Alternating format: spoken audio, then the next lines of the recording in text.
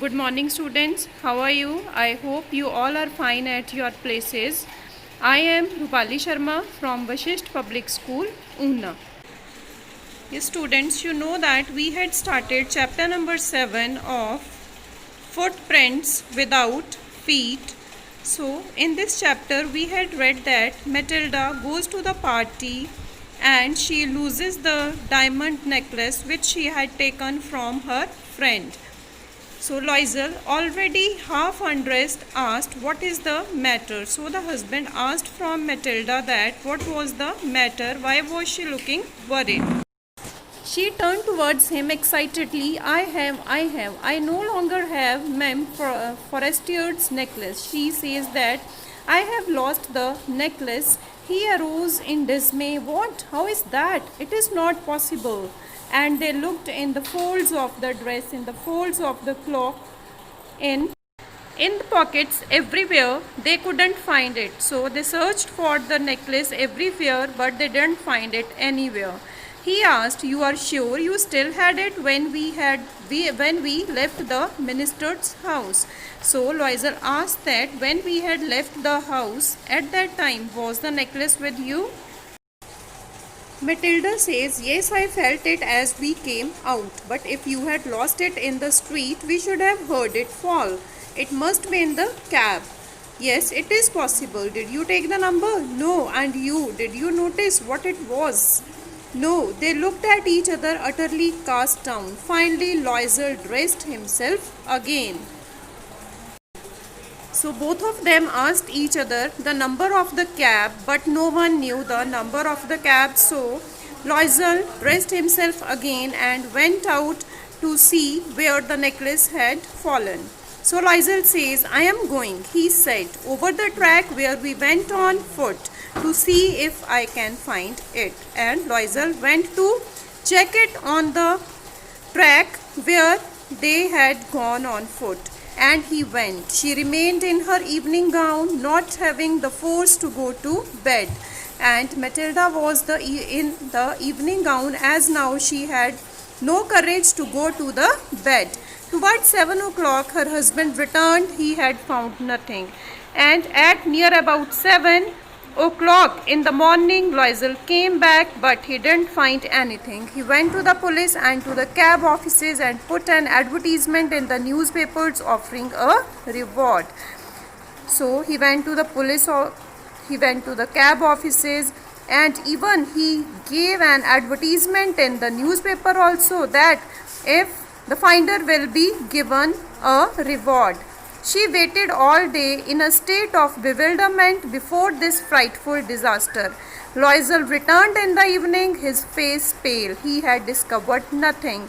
But till evening, Loisel was not able to find anything. He said, "Write to your friend that you have broken the clasp of the necklace. And that you will have it repaired. That will give us time." And she wrote as he directed. So Loisel means Matilda did it according to the instructions of the husband. At the end of a week, they had lost all hope, and Loisel, older by 5 years, declared, "We must replace this jewel." In a shop of the Palace Royal, they found a chaplet of diamonds which seemed to them exactly like the one they had lost. It was valued at 40,000 francs. They could get it for 36,000. Loisel possessed 18,000 francs which his father had left him.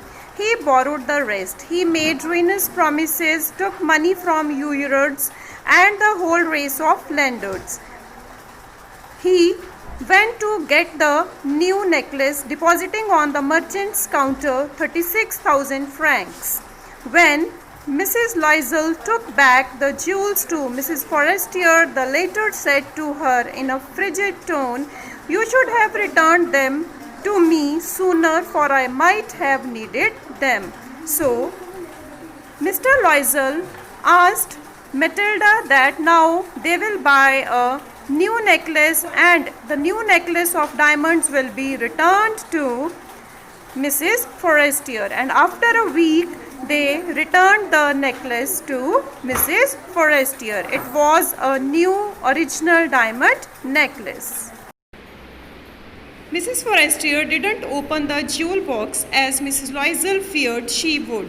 What would she think if she would perceive the substitution? What would she say? Would she take her for a robber? So now Mrs. Loisel was thinking that when Mrs. Forestier will open the box, then she will think that I am a robber, as the new necklace would be the changed necklace. Means it was not that necklace which she had borrowed from Mrs. Forestier. Loisel now knew the horrible life of necessity. She did her part, however, completely heroically. It was necessary to pay this frightful debt. Now, Mrs. and Mr. Loisel were under debt, and now they had to work very hard to pay the debt. She would pay it. They sent away the maid. They changed their lodging. They rented some rooms in an attic. Now they had to pay the debt, and for that they changed their lifestyle. She learned the odious work of kitchen. Odious is hateful. She learned the hateful work of kitchen. She washed the dishes. She washed the soiled linen, their cloths and dishcloths, which she hung on the line to dry. She took down the refuse to the street each morning and brought up the water. And now she threw the garbage herself, and even she brought up the water herself, stopping at each landing to catch her breath. And clothed like a woman of the people, she went to the grocers, the butchers and fruiterers with her basket on her arm, shopping, hanging to the last sou of her miserable money. And now, to make the money and to pay the debt, she was doing every type of meager work. The husband worked evenings. Now the husband was also doing part-time jobs. He worked evenings putting the books of some merchants in order, and nights he often did copying at 5 sous a page.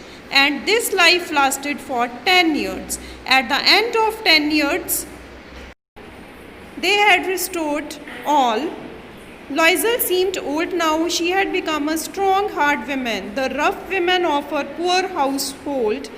Her hair badly dressed, her skirts every, her hands red. She spoke in a loud tone and washed floors with large pails of water. But sometimes when her husband was at the office, she would seat herself before the window and think of that evening party of former times, of that ball where she was so beautiful and so flattered. Now, sometimes when her husband was in office, she sits near the window and thinks about that evening on which she had lost the beautiful necklace. How would it have been if she had not lost the necklace? And her life would have been a changed life if she had not lost the necklace. Who knows? How singular is life and how full of changes. How small a thing will ruin or save one. One Sunday, as she was taking a walk in the Champs-Élysées to rid herself of the cares of the week, she suddenly perceived a woman walking with a child. So, one Sunday, she saw a woman with a child. It was Mem Forestier, still young, still pretty, still attractive. And the lady was Loisel's old friend Forestier, whose necklace she had taken.